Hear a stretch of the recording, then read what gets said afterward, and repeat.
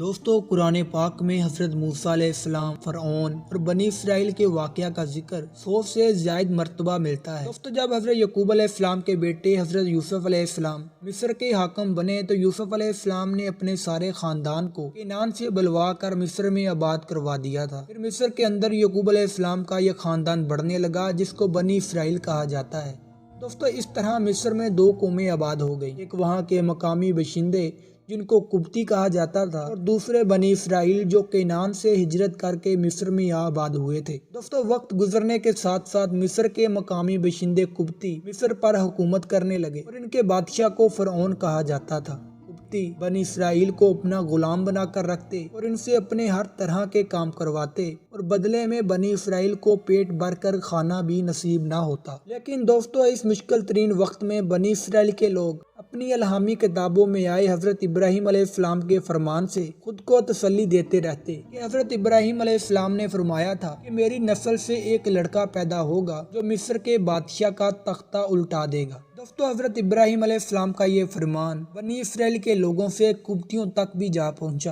اور پھر انہی دنوں فرعون نے بھی ایک خواب دیکھا کہ بیت المقدس کی طرف سے ایک آگ آئی جس نے مصر کے تمام قبطیوں کے گھر جلا دیے، لیکن بنی اسرائیل کو کوئی نقصان نہیں ہوا۔ دوستو جب فرعون نیند سے بیدار ہوا تو اس نے اپنے سارے کاہنوں، عالموں اور جادوگروں کو بلوایا کہ مجھے میرے خواب کی تعبیر بتاؤ۔ عالموں نے فرعون کے خواب کی تعبیر یہ بتائی کہ ان قریب ہی بنی اسرائیل میں ایک لڑکا پیدا ہونے والا ہے جو مصر کے بادشاہ کا تختہ الٹا کر رکھ دے گا۔ دوستو تعبیر جاننے کے بعد دربار میں موجود لوگوں نے کہا کہ جس بچے کا ذکر تم اب کر رہے ہو، اس بچے کا ذکر تو بنی اسرائیل کافی عرصے سے کر رہے ہیں کہ ہمارے بزرگ ابراہیم علیہ السلام نے فرمایا تھا کہ بنی اسرائیل میں سے ایک لڑکا پیدا ہوگا جو مصر کے بادشاہ کا تختہ الٹا کر رکھ دے گا۔ دوستو جب فرعون نے اپنے خواب کی تعبیر جانی تو اس کو اپنے بادشاہی نظام کی فکر کھانے لگی۔ پھر فرعون نے اپنے وزیروں کو یہ حکم جاری کر دیا کہ آج کے بعد بنی اسرائیل کے گھرانوں میں جو بھی لڑکا پیدا ہوگا اس کو ذبح کر ڈالو، اور اگر کوئی لڑکی پیدا ہو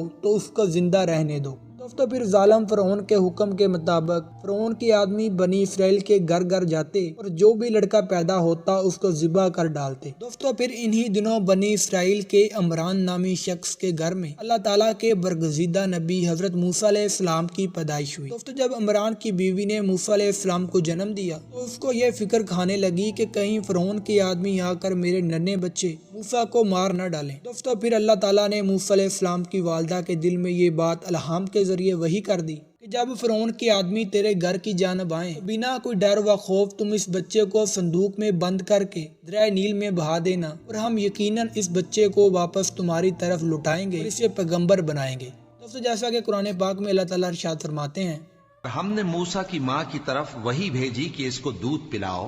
پھر جب تم کو اس کے بارے میں کچھ خوف پیدا ہو تو اسے دریا میں ڈال دینا، اور نہ تو خوف کرنا اور نہ رنج کرنا،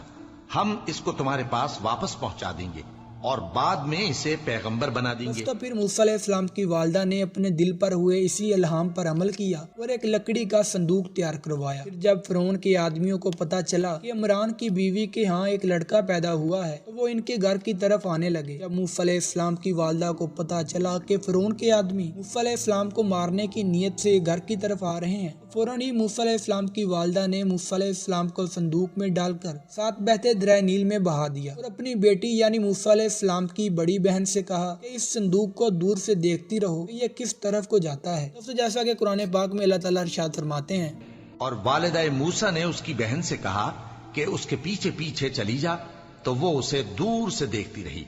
اور ان لوگوں کو کچھ خبر نہ تھی۔ دوستو جب فرعون کے آدمیوں نے گھر کی تلاشی لی تو ان کو کوئی بچہ نہ ملا، وہ واپس چلے گئے۔ موسیٰ علیہ السلام کی بہن دور سے صندوق کو دیکھ رہی تھی۔ اس نے دیکھا کہ صندوق دریائے نیل میں بہتے بہتے ایک نہر کی طرف بہ رہا ہے اور وہ نہر ظالم فرعون کے محل کی طرف جا رہی ہے۔ پھر کچھ وقت بعد وہ صندوق اپنے اندر ننھے موسیٰ علیہ السلام کو لیے فرعون کے محل کے باہر رک گیا۔ دوستو جب فرعون کی بیوی آسیہ کی کنیزوں نے محل کے باہر نہر میں صندوق دیکھا تو صندوق کو نہر سے نکال کر اپنی ملکہ آسیہ کے سامنے پیش کر دیا۔ جب فرعون کی بیوی آسیہ نے وہ صندوق کھلوایا تو صندوق کے اندر سے ایک ننھے سے بچے کے روشن چہرے نے فرعون کی بیوی آسیہ کا دل موم کر دیا۔ جب فرعون نے اپنی بیوی کے پاس ایک ننھا سا لڑکا دیکھا تو پوچھا کہ یہ کس کا لڑکا ہے؟ آسیہ نے کہا کہ یہ لڑکا ہمیں نہر سے ملا ہے۔ دوستو پھر فرعون فوراً سمجھ گیا کہ ضرور یہ بچہ بنی اسرائیل کے کسی گھرانے کا ہے اور انہوں نے میرے اس حکم کے ڈر سے اس بچے کو نہر میں بہا دیا۔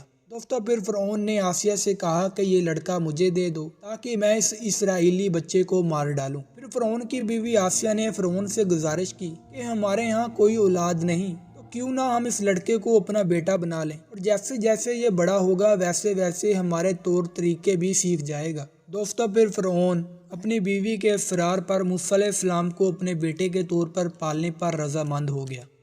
جیسا کہ قرآن پاک میں اللہ تعالیٰ ارشاد فرماتے ہیں، تو فرعون کے لوگوں نے اس کو اٹھا لیا، اس لیے کہ نتیجہ یہ ہونا تھا کہ وہ ان کا دشمن اور ان کے لیے موجب غم ہو۔ اور فرعون کی بیوی نے کہا کہ یہ میری اور تمہاری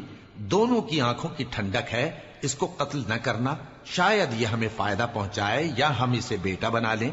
اور وہ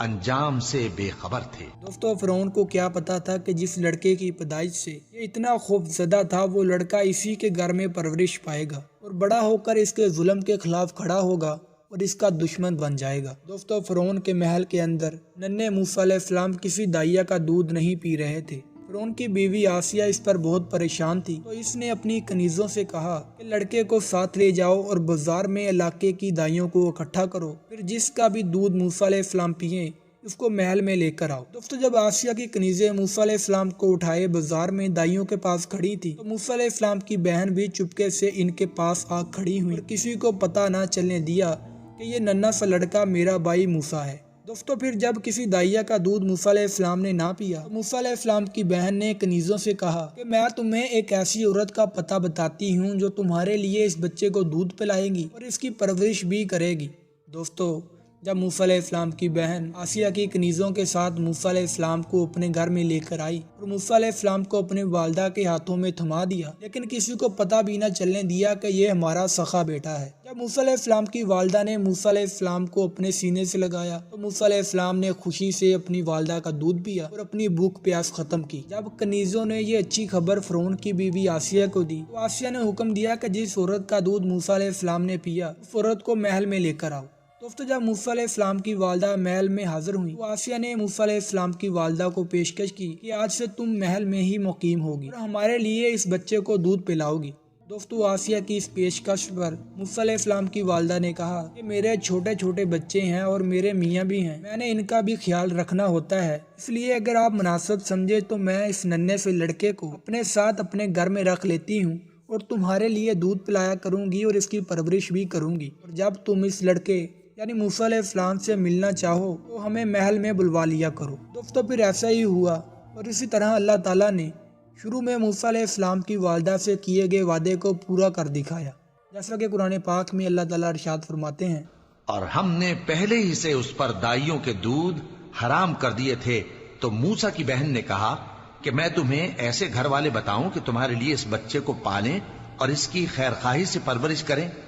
سو ہم نے اس طریق سے ان کو ان کی ماں کے پاس واپس پہنچا دیا تاکہ ان کی آنکھیں ٹھنڈی ہوں اور وہ غم نہ کھائیں، اور معلوم کر لیں کہ اللہ کا وعدہ سچا ہے،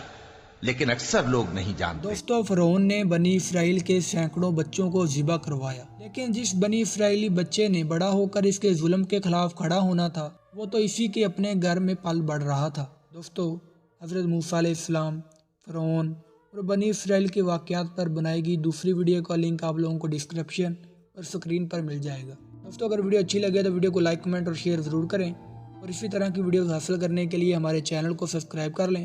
خدا حافظ۔